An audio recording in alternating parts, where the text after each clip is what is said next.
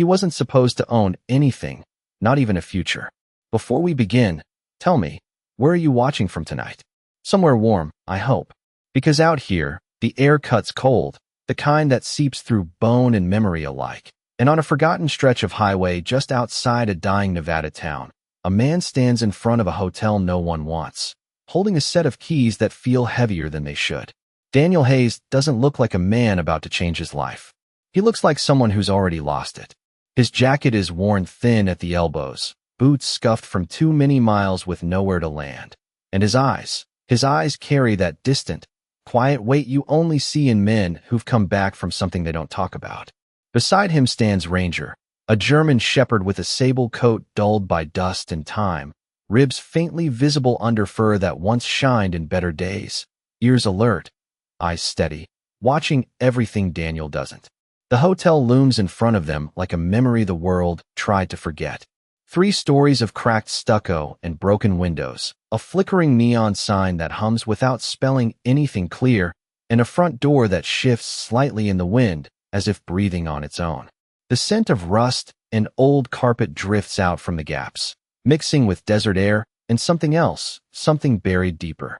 Daniel exhales slowly, the kind of breath a man takes when he knows there's no better option left. This is it, huh? He mutters, voice low, almost swallowed by the empty road behind him. Ranger doesn't bark. He doesn't move. He just watches the building, head slightly tilted, as if listening to something no human can hear. A truck passes in the distance, its headlights sweeping briefly across the cracked facade, and for a second, the place almost looks alive. Almost. Daniel turns the key in his hand, metal clicking softly, and for a moment, he hesitates. Not because he thinks this place is worthless, but because something about it doesn't feel empty. He pushes the door open.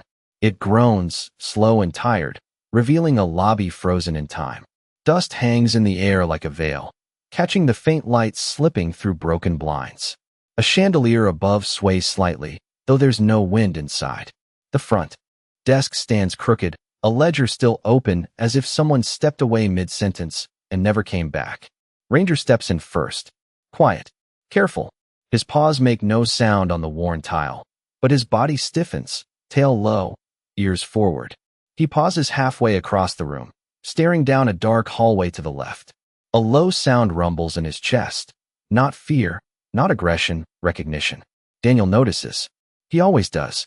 "What is it, boy?" he asks, softer now, like he's afraid to disturb something unseen. Ranger doesn't answer.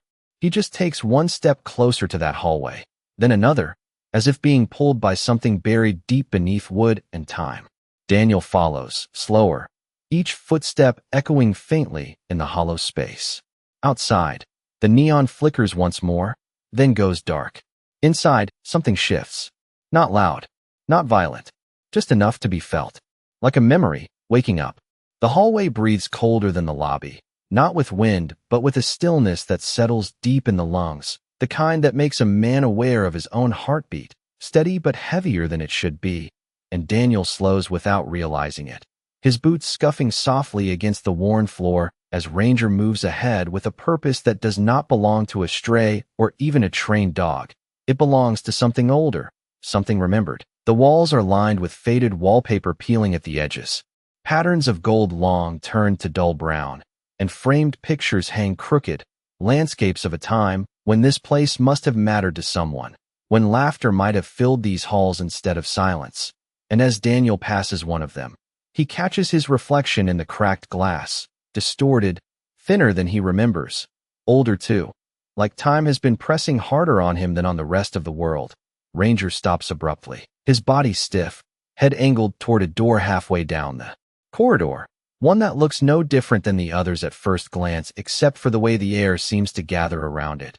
Heavier, like a held breath, and Daniel notices something then, something small but wrong. The doorknob is clean, not polished, not new, just untouched by the dust that coats everything else, and his chest tightens in a way he cannot explain.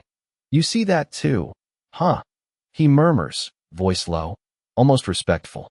And Ranger lets out a quiet sound, not a bark, not a growl, something softer, like recognition slipping through instinct. Daniel steps closer, each movement deliberate now, and as he reaches for the handle, his fingers hesitate just before contact, because something about this moment feels familiar in a way that does not make sense, like standing at the edge of a memory he cannot quite reach. And when his hand finally closes around the metal, it is warmer than it should be. The door opens slowly, without resistance, revealing a room smaller than he expected, almost empty except for a single desk pushed against the far wall and a chair tucked neatly beneath it, as if someone had intended to return at any moment and simply never did. And the air inside carries a different scent, not decay, not neglect, but paper and time, the quiet weight of things preserved. Ranger steps in first again, slower this time, his nose low, tracing invisible lines across the floor before stopping beside the desk. Where he sits, perfectly still, eyes fixed upward, waiting, Daniel follows, drawn in despite the unease curling in his chest. And as he approaches the desk, he notices the surface is clear except for a single object resting at its center, a small wooden box, dark and worn, edges smoothed by years of handling, and something about it pulls at him in a way he cannot ignore. He reaches out, hesitates, then lifts the lid. Inside, there is no gold, no cash, nothing that would explain the weight. Pressing into his chest, only a stack of documents tied neatly with a faded ribbon and a photograph resting on top, slightly curled at the edges, and when Daniel picks it up, the world seems to narrow, the edges of the room fading as his focus locks onto the image. It shows a younger man standing in front of this very building, shoulders squared, eyes clear, a German shepherd at his side, proud and alert, and for a long moment, Daniel does not breathe, because the man in the photograph is him, or at least someone who looks exactly like him, only untouched by whatever years have carved into his own reflection. And beneath the image, written in careful, deliberate handwriting, are words that make his grip tighten without him realizing it. Property of Daniel Hayes. Ranger shifts beside him, pressing lightly against his leg, grounding him in the present. But Daniel cannot look away, because something inside him has just shifted, not loud, not sudden, but undeniable, like a door opening somewhere deep within. And for the first time since he stepped into this place, he begins to understand that this hotel was never random, never worthless, and whatever he thought he had lost might have been waiting for him all along. Daniel does not remember taking that photograph, and that is what unsettles him most. Not the image itself, but the absence of memory where something so real should exist, like a missing step in a staircase he has been climbing his whole life. And as he turns the photograph over in his hands, his fingers trace the edges slowly, as if the texture might unlock something his mind cannot reach. Ranger stays close, pressing his shoulder lightly against Daniel's leg, steady and warm, a quiet anchor in a room that feels like it has been waiting longer than it should have, and the silence stretches, thick but not empty, filled with something unspoken. Daniel sets the photograph down carefully and reaches for the stack of documents beneath it, the ribbon dry and brittle as it loosens under his touch. And when he lifts the top page, the paper crackles softly, the sound sharp in the stillness, and his eyes scan the lines, slow at first, then faster as recognition begins to form, not in memory but in instinct, like reading something he should already know. Names, dates, signatures, all arranged with precision. And at the top, printed clearly in bold lettering, his own name appears again, Daniel Hayes, followed by words that do not belong to the life he remembers: ownership, beneficiary, estate holdings, figures that seem too large to belong to any man standing in a forgotten hotel with dust on his boots. He exhales, but the breath does not steady him. It only deepens the weight pressing against his chest, and he flips to the next page, then another, each one layering a truth he cannot yet accept, until a letter slips free from the stack and falls gently onto the desk. It is sealed, untouched, addressed in the same careful handwriting as the note beneath the photograph.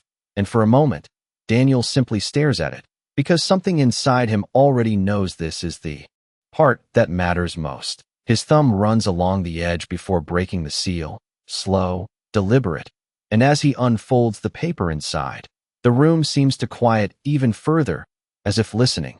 The words are written in a steady hand, each line measured, intentional, and though the name at the bottom has not yet been revealed, The tone carries a familiarity that reaches past logic and into something deeper, something personal. It speaks of time lost, of decisions made in the shadow of things Daniel does not fully remember, of a life set aside not by choice but by necessity. And as his eyes move across the page, fragments begin to stir, not full memories, not yet, but flashes, a hallway not unlike this one.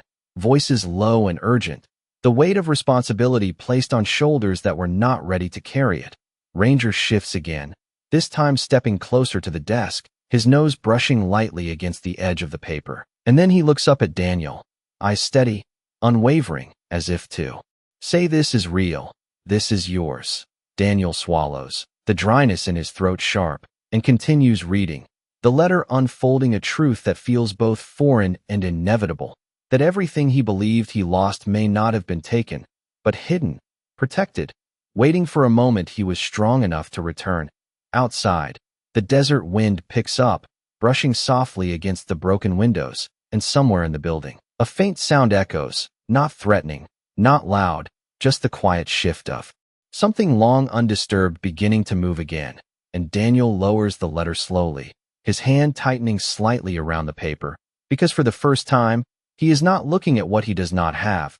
He is looking at something that has been his all along, and he is only just beginning to understand what it will ask of him. Daniel does not move for a long time after finishing the letter, his hand still holding the paper, as if letting go might make everything inside it disappear, and the silence around him shifts again, no longer empty but watchful, as though the building itself is waiting to see what he will do next. His eyes drift back to the photograph on the desk, to the version of himself that stands there without hesitation, shoulders squared, purpose clear, and something tightens in his chest. Not pain, not fear, but a quiet recognition of the distance between who he was and who he became. And for a moment he closes his eyes, drawing in a slow breath that carries the scent of old wood and dust, and something else beneath it, something steadier, like time itself. Ranger nudges his hand gently, breaking the stillness, and Daniel exhales, the breath leaving him heavier than it entered. And when he opens his eyes again, there is a shift, small but real, like a man beginning to stand after sitting too long. He folds the letter carefully, placing it back on the desk with a kind of respect that comes not from understanding but from instinct. And then he gathers the documents, stacking them with deliberate care, as if order might help him make sense of what he cannot yet fully grasp. This was never just a place to sleep. He murmurs quietly, his voice steadier now, and Ranger's ears flick slightly at the sound, attentive, present, always listening. Daniel steps back from the desk and turns slowly, his gaze moving across the room with new eyes, no longer seeing decay alone but structure, intention, a space that was built for something more than being forgotten. And as he walks toward the doorway, his steps feel different, not lighter, but more certain, as if each one is anchored to something he cannot yet name. The hallway greets him again with its quiet weight, but it no longer feels like a warning, it feels like a path, and Ranger moves beside him now instead of ahead, close enough that their shoulders almost touch, a silent understanding passing between them that whatever this place holds, they will face it together. As they reach the end of the corridor, Daniel pauses, his attention drawn to a narrow staircase he had not noticed before, tucked into the corner, partially hidden by shadow, the wood worn smooth in places as if it had been used often, though not recently. And something about it pulls at him the same way the desk did. Not with urgency, but with quiet insistence. He places his hand on the railing, the surface cool beneath his fingers, and glances down at Ranger, who is already looking up at him, eyes steady, waiting, and Daniel gives a faint nod, more to himself than to the dog. Before taking the first step, the stairs creak softly under his weight, the sound echoing upward into darkness, and with each step, the air changes, growing stiller, denser, as though the higher he climbs, the closer he gets to something that has been waiting for him long before he ever knew to look for it. Halfway up, he pauses again, not from exhaustion but from the strange sensation settling into his chest, a feeling he has not known in a long time, not since before everything fell apart, something like direction, like purpose beginning to take shape where there was once only absence. He does not question it. Not anymore. And when he continues, his steps are slower, more deliberate, each one carrying the weight of a man who is no longer walking just to survive, but to understand. And behind him, the hallway remains still, the door to the small room left slightly open, the photograph resting where he placed it, as if marking the place where everything began to change, not with noise or force, but with the quiet return of something that had never truly been lost.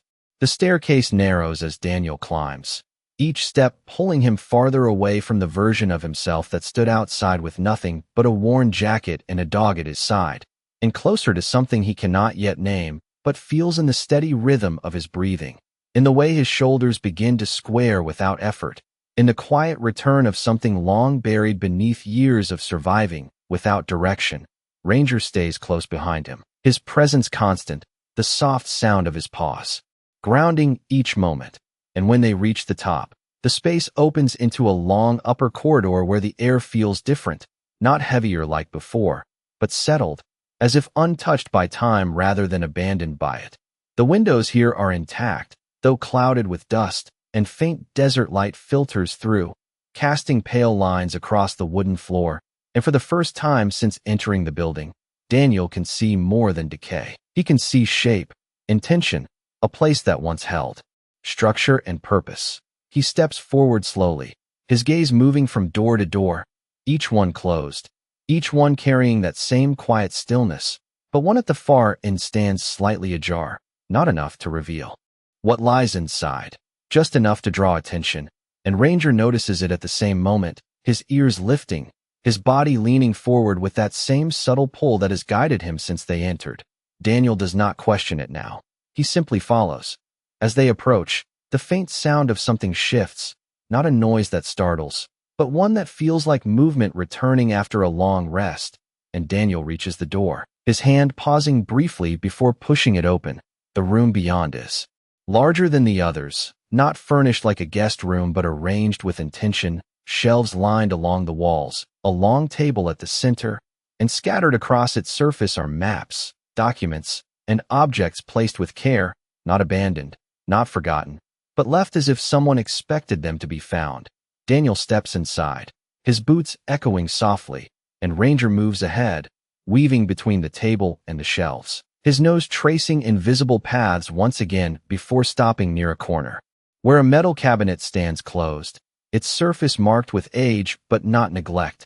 Daniel's eyes move across the room, taking in details slowly, a map pinned to the wall showing land boundaries stretching far beyond this town, marked with notes in the same careful handwriting he saw before, documents stamped with official seals, folders labeled with names and dates that span years he does not remember clearly, and in the center of the table, a ledger lies open, its pages filled with records, numbers, transactions that speak of something far greater than a forgotten hotel.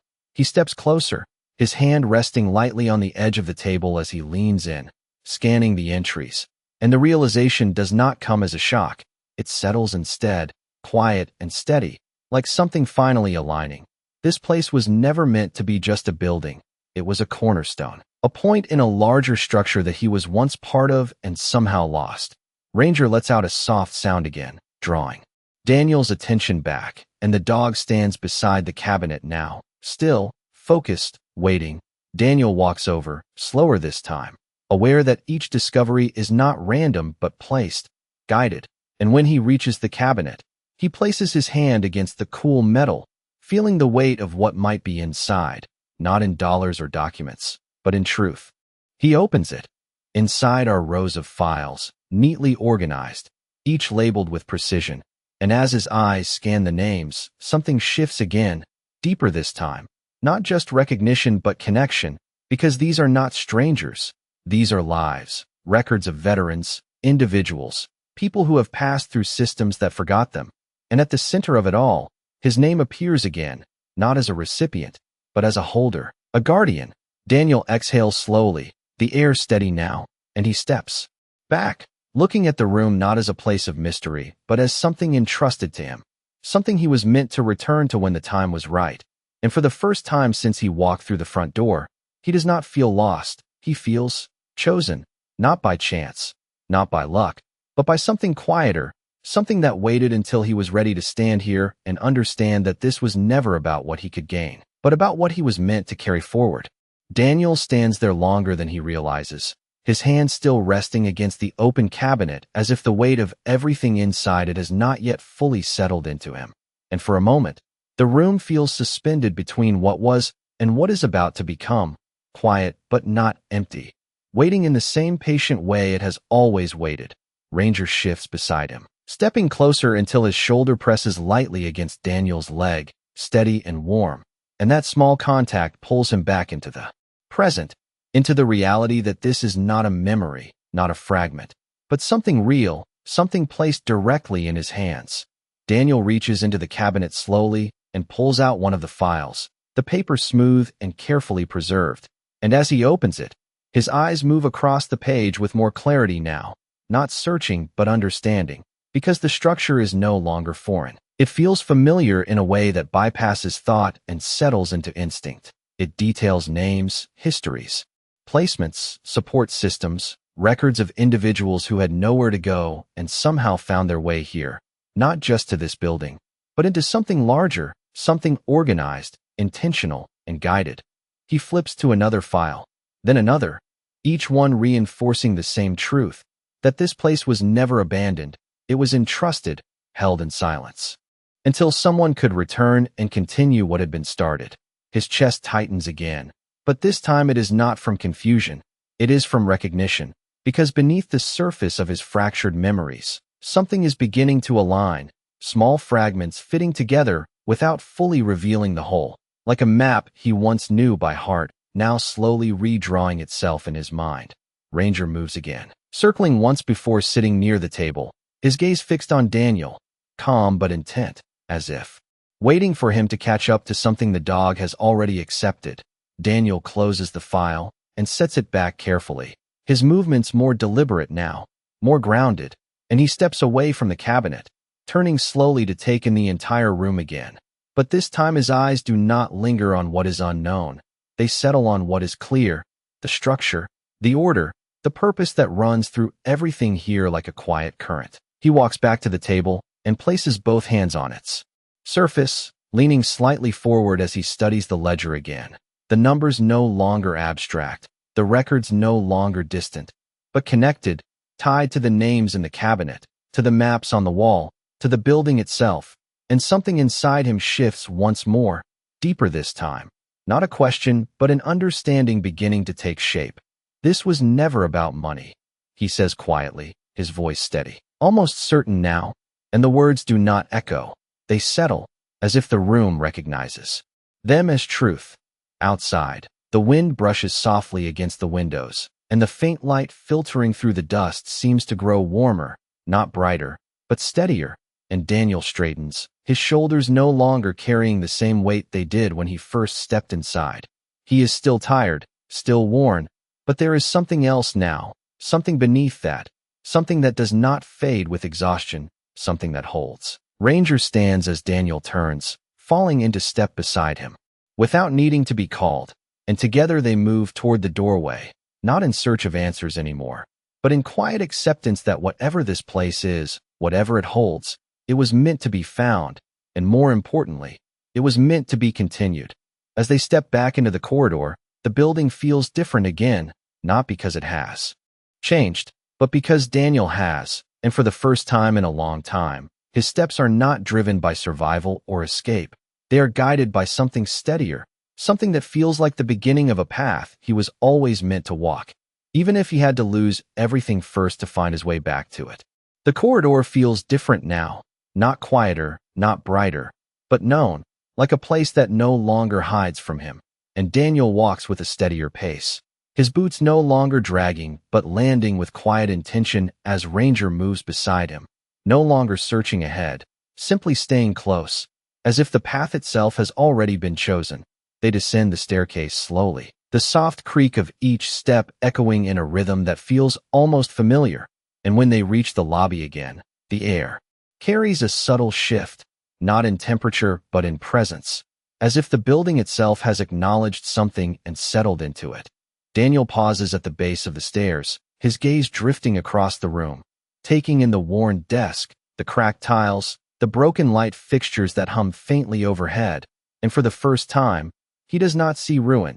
He sees foundation, something that has endured long enough to be rebuilt. Ranger moves toward the front door, stopping just short of it, his ears tilting forward as if listening to something beyond the walls, and Daniel follows, drawn by the same quiet pull. And when he reaches the door, he hesitates for only a moment before opening it again.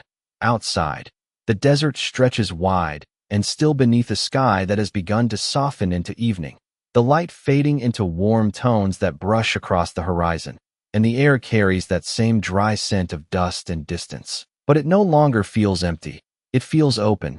Daniel steps out onto the cracked concrete, the faint crunch beneath his boots grounding him, and he looks out across the road, the distant outlines of abandoned structures, the quiet expanse of land that once held movement and now waits in silence. And something settles into him, not as a question, but as a realization.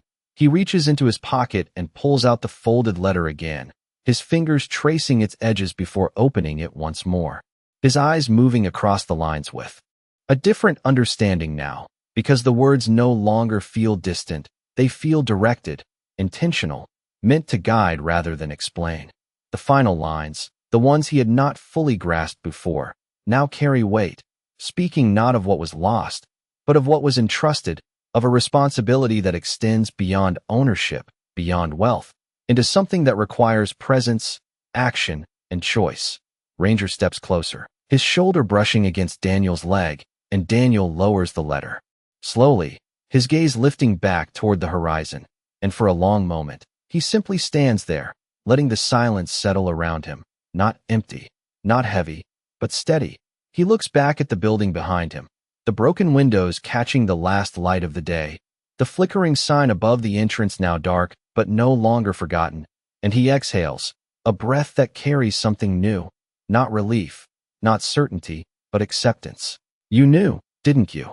he says quietly, glancing down at Ranger, and the dog meets his gaze without hesitation, eyes calm, unwavering, as if the answer has always been there, waiting for Daniel to catch up.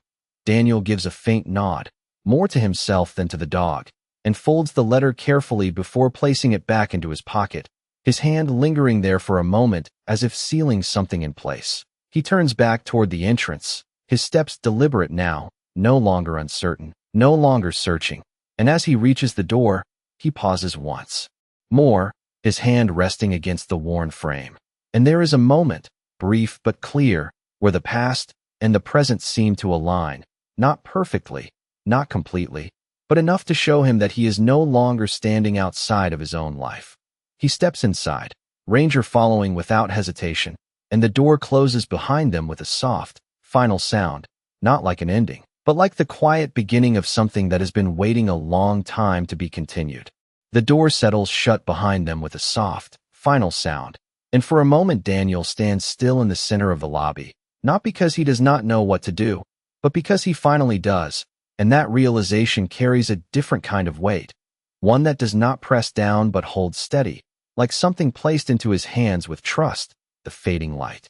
From outside filters through the cracked windows, stretching long across the floor, and the dust in the air glows faintly in it, no longer dull but almost warm, as if the building itself is beginning to wake from a long and patient silence.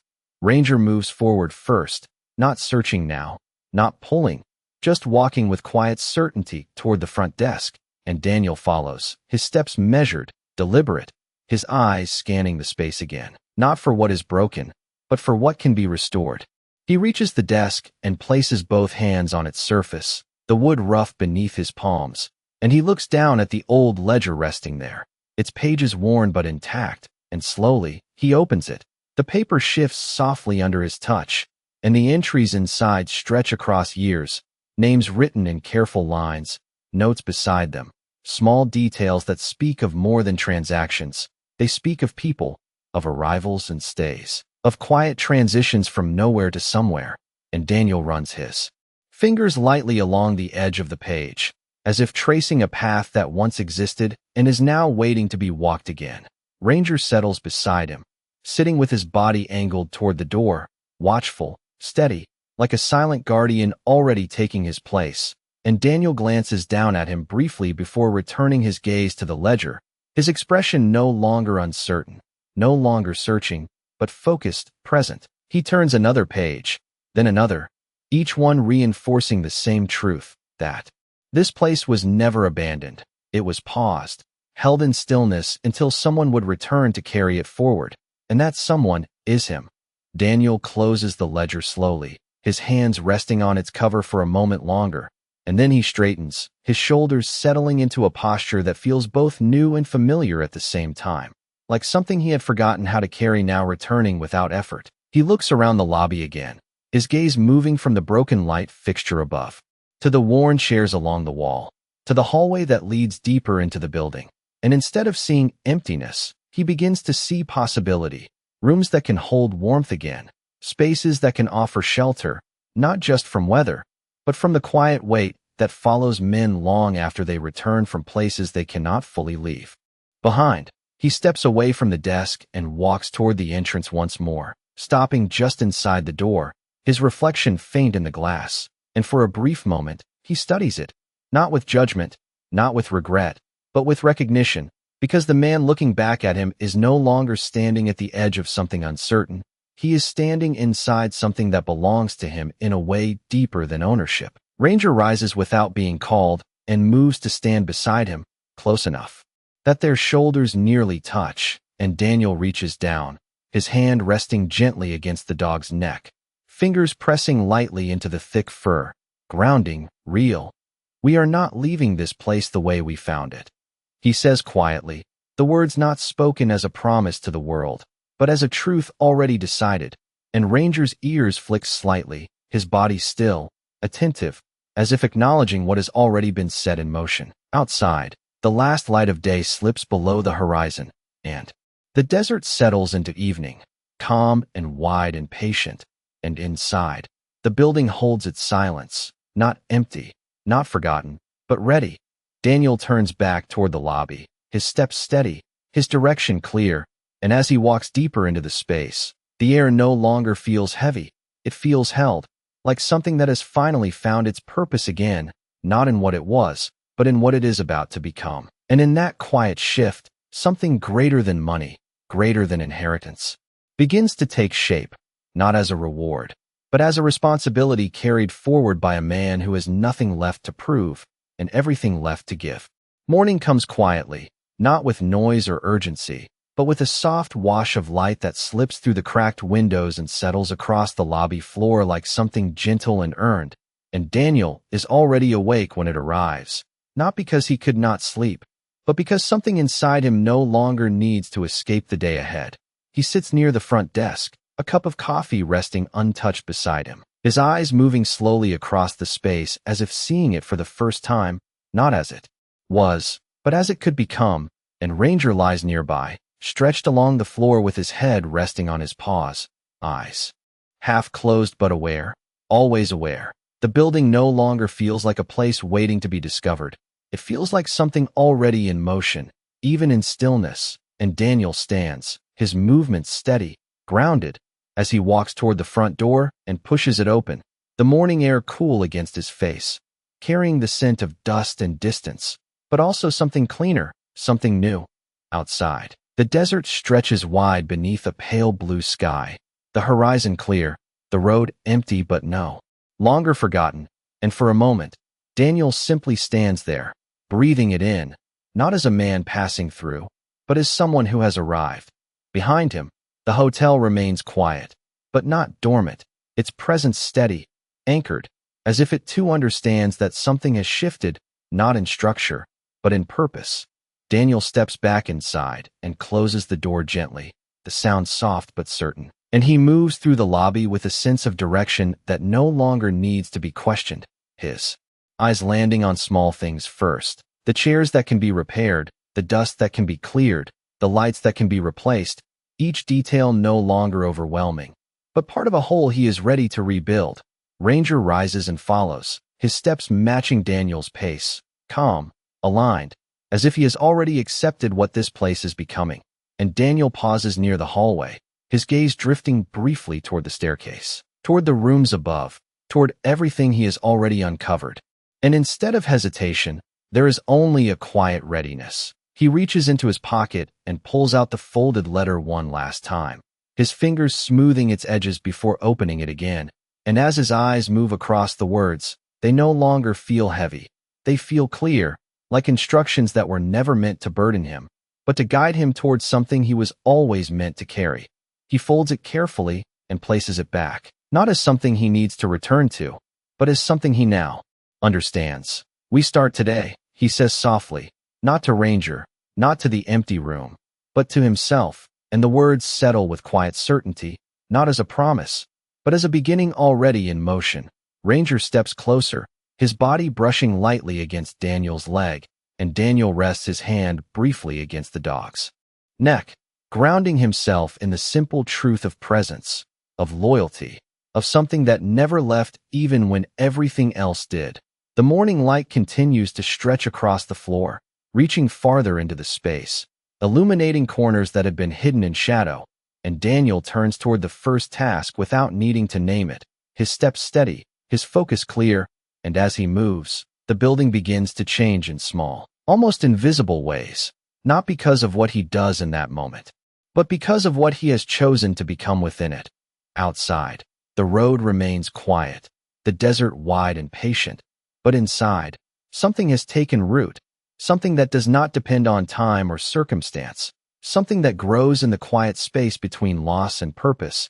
And as Daniel works, with Ranger never far from his side, the story does not end in triumph or wealth or recognition. It settles instead into something quieter, something lasting, the kind of grace that does not announce itself, but remains steady and present, in the simple act of opening a door and choosing, day after day, not to walk away.